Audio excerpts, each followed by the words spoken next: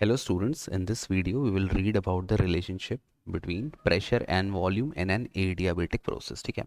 अब adiabatic process क्या होती है, जिसमें ना कोई हीट एब्जॉर्ब होती है ना कोई हीट रिलीज होती है सिस्टम के द्वारा। तो जो dq होता है या डेल्टा क्यू क्या होता है, zero. So for adiabatic process आपको पता है dq क्या होता है, ज़ीरो। ठीक। तो मुझे इसको कैसे प्रूव करना है, सबसे पहले आपको जो कंसिडर करना है वो है 1 मोल ऑफ गैस। और किस पे कंसिडर करना है, एट कांस्टेंट वॉल्यूम। तो थ्योरी आप कैसे लिख दोगे, consider 1 mole of gas at constant volume. ठीक। And it is present in an insulated cylinder. Insulated क्यों, क्योंकि ताकि कोई हीट ना अंदर जाए ना कोई हीट बाहर जाए। तो उसके बाद since it is present in an insulated cylinder, मतलब डी क्यू क्या हो जाएगा, ज़ीरो। ठीक। यहाँ पर आपको जो स्पेसिफिक हीट लेनी है वो आपको कौन सी लेनी है, कांस्टेंट वॉल्यूम वाली या फिर मोलर स्पेसिफिक हीट आपको लेनी है, क्योंकि यहाँ पे 1 मोल ऑफ गैस दिया है। ठीक है। तो अपन फॉर्मूला कौन सा यूज़ करेंगे, क्यू का। क्यू अपन लेंगे n c we d t. ठीक, ये अपन लेंगे। अब देखो यहाँ पे you can write that from first law of thermodynamics, d q किसके बराबर है बेटा, डी क्यू बराबर है डी यू प्लस डी डब्ल्यू। ठीक। क्योंकि प्रोसेस एडियाबेटिक है तो डी क्यू क्या हो जाएगा, zero. For 1 mole of gas internal energy at constant volume हो जाएगा, होगा n c we d t. But n one है तो ये आपका आ जाएगा सी वी डी टी। ठीक। प्लस डी डब्ल्यू कितना आ जाएगा, डी डब्ल्यू हो जाएगा p d v. This has been done, इतना आपका हो गया। अब अपन आगे बढ़ते हैं। अब देखो यहाँ से इस रिलेशन को मैं यहीं पे छोड़ देता हूँ, C we d T plus P d we is equal to zero. अब नेक्स्ट मुझे यूज़ करना है आइडियल गैस इक्वेशन। क्या होता है ideal gas equation, P we is equal to n R T. और 1 मोल ऑफ गैस के लिए क्या हो जाएगा, p we is equal to r t. तो मैंने पुट कर दिया p we is equal to r t. अब क्या करना है मुझे, इसको डी टी के फॉर्म में लाना है और ये डी वी के फॉर्म में लाना है। तो मैं कैसे लाऊंगा, डिफरेंशिएटिंग ऑन बोथ साइड। ठीक। अच्छा, अब ये पी वी है तो ये दो फंक्शन का मल्टीप्लाई है। तो मैंने आपको बताया था पहले भी, जिसको नहीं आता chain rule, D by d x of, suppose मैंने कहा u इंटू वी, अगर ये दो डिफरेंट फंक्शन है तो एक बार u बाहर ले लो, d v by d x, plus एक बार v बाहर ले लो, d u by d x. इस प्रकार से आपको करना है। ठीक है, इस फॉर्मूले का आपको यूज़ करना है। तो इसका अपन डिफरेंशिएशन करते हैं तो ये आ जाएगा डिफरेंशिएटिंग बोथ साइड्स, तो आपका आ जाएगा, पहले p बाहर ले लो तो p डी वी, फिर v बाहर ले लो, v डी पी। r तो कांस्टेंट है, कांस्टेंट डिफरेंशिएशन के बाहर आ जाता है, तो क्या बचेगा, डी टी। ये आपका फर्स्ट लॉ ऑफ थर्मो, मतलब सॉरी आइडियल गैस इक्वेशन आपने पुट की और उसको आपने डिफरेंशिएट कर दिया, तो आपको ये मिला। अब यहाँ से मैं डी टी की वैल्यू ले लूँगा। ठीक है, डी टी की, और डी टी की वैल्यू उठा के यहाँ पुट कर दूंगा। तो देखो डी टी कितना हो जाएगा यहाँ पे, p d we plus v d p upon r is equal to d t. ये हो गया। अब इसको आप इक्वेशन 1 मान लो, इसको आप इक्वेशन 2 मान लो। इसके बाद आप क्या लिखोगे, putting value of equation 2 in equation 1, या डी टी की वैल्यू इन इक्वेशन 1। ठीक है, एक मिनट देख लूँ दिख रहा है कि नहीं। एक चीज़ ध्यान रखना, जितनी भी डेरिवेशन है सब रटने वाले हैं। अब ये ऐसा है ना कि आप भले समझ जाओ बट अब इसको प्रैक्टिस नहीं करोगे ना एक महीने तो आप भूल जाओगे। तो इसीलिए अब एग्ज़ाम करीब आ रहे हैं, जितनी भी डेरिवेशन आप लिख के प्रैक्टिस कर लो। ये स्टेप्स तो हैं और आधी से ज़्यादा चीज़ें इसमें अपन मान के चलते हैं। तो रटना ही पड़ेगा ना आपको, कोई लॉजिकल तो है नहीं कि भाई आपको पता है कि 2 का क्यूब है तो उसके बाद 8 आ जाएगा, ऐसा कुछ नहीं है। इसमें आप कुछ भी मान सकते हो प्रूफ करने के लिए। ठीक। तो अब अपन डी टी की वैल्यू पुट कर देंगे इक्वेशन 1 में। देखो यहाँ पर, तो अब मुझे क्या मिलेगा, थोड़ा मैं इसको ऊपर कर रहा हूँ, ये मुझे मिलेगा, अच्छा क्या है, सी वी डी टी ना, तो सी वी, आज मेरा स्टमक एक हो रहा है, सी वी। अब डी टी की वैल्यू कितनी है पुट करो, ये है, अभी ब्रैकेट लगा देता हूँ, p d we plus v d p upon r plus, ये कितना है, plus P d we plus P d we is equal to zero. ठीक। अब आगे बढ़ते हैं। अब इसको मुझे सॉल्व करना है। अब मैं क्या करूँगा, अब मैं सी वी का मल्टीप्लाई कर दूंगा, ठीक। हल्का सौ ऊपर कर दूँ ये। Now I will multiply C V in the equation. ये कितना आ जाएगा देखो, ये हो जाएगा सी we P d we plus C V V d P plus LCM लगे, एलसीएम आर आएगा, यह आ जाएगा R P d we is equal to, ये आर यहाँ जाएगा, ज़ीरो हो जाएगा। आई थिंक इतना आप सबको क्लियर है, ठीक।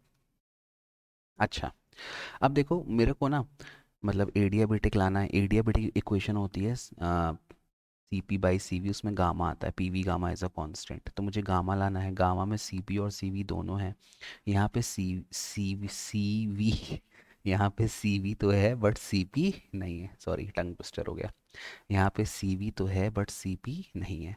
अब मुझे इसको ऐसा अरेंज करना है कि मेरे को कहीं से सी पी मिल जाए। कैसे मिलेगा सी पी, देखो यहाँ पे आपको पता है सी पी माइनस सी वी किसके बराबर होता है, आर के। तो सी पी किसके बराबर हो जाएगा, आर प्लस सी वी या सी वी प्लस आर। तो अब मुझे इस इक्वेशन में ढूंढना है कि कहीं मुझे आर मिल जाए और कहीं मुझे सी वी मिल जाए। अब देखो ये दोनों जो हैं, ये दोनों, इन दोनों में ऐसा हो रहा है। तो मैं क्या करूँगा, मैं इसको लिख दूंगा, इसको मैं अलग कर देता हूँ पहले, C V V d P plus, अब देखो यहाँ पे ये हो जाएगा सी वी पी डी वी, इसको मैंने लिखा ये पहले वाले को, plus R P d we is equal to zero. C V V d P plus, अभी देखो इसमें कॉमन क्या है, P d V. P d V मैंने बाहर ले लिया, अंदर क्या बचा, सी वी प्लस आर। और सी वी प्लस आर किसके बराबर है, सी पी के। तो ये आपका आ गया बेटा C V V d P plus. अच्छा ध्यान रखना, हमेशा पिछला स्टेप देख के ही अगला स्टेप लिखना, क्योंकि इतना ज़्यादा इसमें C V V d P d V d P सब कुछ है कि अगर आप पिछला स्टेप देख के नहीं लिखोगे तो आप ज़रूर कुछ ना कुछ गलत गलत लिख दोगे और आपका डेरिवेशन गलत हो जाएगा। जब मैंने एग्ज़ाम दिया था अपने टाइम पे तो मैंने यही गलती की थी, मैं ऐसे बस लिखते जा रहा था, रट रट के पिछला स्टेप में नहीं देख रहा था। और मैंने शायद किसी एक को या डी पी या डी वी को मैंने इंटरचेंज कर दिया था इक्वेशन में। तो जो गलती मैंने की है आप वो गलती कभी मत करना, ठीक। अब देखो तो क्या मिल गया, सी वी वी डी पी, ये सी पी प्लस आर किसके बराबर है, सी पी। तो सी पी मैं पहले लिख देता हूँ, c p into p d we is equal to zero. अब आगे बढ़ते हैं, इतना मेरे को मिल गया, ठीक है। अब यहाँ पर मेरे को ये c P by C v चाहिए, क्यों, क्योंकि गामा क्या होता है, देखो अब ये सब यहाँ से स्टेप आपको ध्यान रहेगा। गामा क्या होता है, गामा होता है C P by C V, ratio of specific heat at constant pressure to constant volume. अब C P by C V कब आएगा, जब मैं इस इक्वेशन को सी वी से डिवाइड कर दूं। अच्छा केवल सी वी से डिवाइड नहीं करना है, सी वी से करना है डिवाइड, और प्रेशर से करना है और वॉल्यूम से करना है। अब ये आपको याद करना पड़ेगा, सी वी तो आप निकाल सकते हो but you have to divide by pressure and volume, क्योंकि मुझे ये चीज़ें नहीं चाहिए। तो इसके बाद लिख दो डिवाइडिंग बाय, डिवाइडिंग एक both side by c we p v. C we p v से आपको डिवाइड करना है, क्या मिलेगा देखो यहाँ पे, ये हो जाएगा सी V V d P plus C P P d we upon, ये आ गया सी वी पी वी, ये भी आ गया सी वी पी वी, और ये हो गया zero. C v cancel, volume volume cancel, c P by C v क्या हो जाएगा, तो अगला स्टेप देखो क्या आएगा, d p upon p plus C P by C v क्या हो जाएगा बेटा, गामा। फिर ये प्रेशर और ये प्रेशर कटा तो d we upon p is equal to zero. ये आपको मिल गया। अब क्या करना है आपको, अब आपको दोनों साइड इंटीग्रेट कर देना है, ठीक। इसके बाद आप लिख देना ऑन इंटीग्रेटिंग बोथ साइड, यहाँ मैं साइड में लिख दे रहा हूँ क्योंकि जगह नहीं बची है। On integrating both sides. क्या मिलेगा, ये देखो यहीं पे कर दे रहा हूँ मैं, ठीक है। तो ये हो जाएगा इंटीग्रेशन ऑफ, आप अगली अगली लाइन से करना, इसका इंटीग्रेशन प्लस इसका इंटीग्रेशन प्लस इसका इंटीग्रेशन। अब सुन लो जब भी अपन ज़ीरो, ज़ीरो एक मतलब वैल्यू है, कांस्टेंट वैल्यू, तो अगर कोई अपन कांस्टेंट का इंटीग्रेशन कर देते हैं, ज़ीरो का इंटीग्रेशन कर देते हैं, तो वो क्या आएगा, वो एक कांस्टेंट आता है। तो क्या है, इसको मैं यहाँ मिटा देता हूँ, इसको बाद में लिखते हैं, फिर आप कंफ्यूज हो जाओगे ना कैसे सब निकल। तो इसको आप लिख दो ऐसा, integration of, sorry, integration of d p by p plus integration of gamma d v by v is equal to integration of zero क्या आ गया, एक कांस्टेंट के आ गया, ठीक। अब देखो, अब अगर आप इंटीग्रेट करोगे तो डी पी अपॉन पी, ये क्या आ जाएगा, लॉग पी, है ना, ये आप याद कर लो। Integration of d x upon x होता है लॉग एक्स, ठीक। प्लस गामा कांस्टेंट है, कांस्टेंट बाहर आ गया, डी वी अपॉन डी क्या हो जाएगा, log v is equal to k. अब देखो ये हो जाएगा लॉग पी प्लस, अब देखो यहाँ लॉग की एक प्रॉपर्टी होती है, कौन सी प्रॉपर्टी लगानी है लॉग की, अगर ऐसा दिया है मान लो m log n to the base e या 10 जो भी दिया है, तो ये क्या हो जाएगा, log ऑफ n का पावर m। तो ये गामा बाहर दिया है मल्टीप्लाई में लॉग के, तो यहाँ चल तो हो जाएगा log of v gamma is equal to k।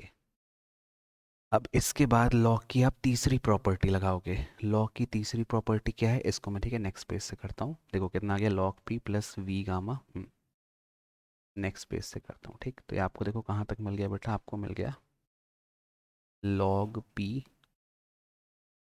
Plus log v का power gamma is a constant, ये आपको मिल गया। अब आपको पता होना चाहिए कि